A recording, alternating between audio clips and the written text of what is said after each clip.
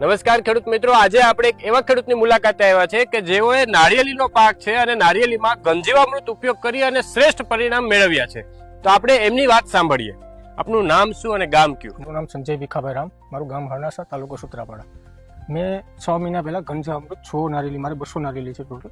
100 નારિયેળીમાં મેં આપણું ગંજીવામૃતનું ટ્રાય કર્યું હતું. તો 100 નારિયેળી છે એના કરતાં 100 નારિયેળીમાં ડબલ ઉત્પાદન આપે છે. અને હું છેલ્લા 2-3 વર્ષથી ગાય આધારિત ખેતી કરું છું. મેં રાસાયણિક કોઈ વસ્તુ છેલ્લા 3 વર્ષથી નારિયેળીને આપી જ નથી. તો તમને ઉત્પાદન સિવાય બીજા કેવામાં રિઝલ્ટ મળ્યા છે? ફ્લાવરિંગમાં ખરવાનો પ્રશ્ન ડબલ છે જ. આ પ્લસ પોઈન્ટ છે પાછો. ખરવાનો પ્રશ્ન એટલો એટલે ઉત્પાદન ડબલ.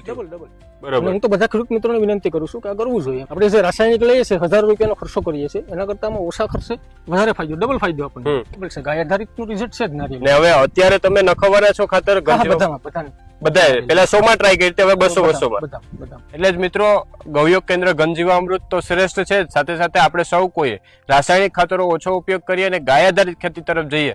જય ગૌ માતા.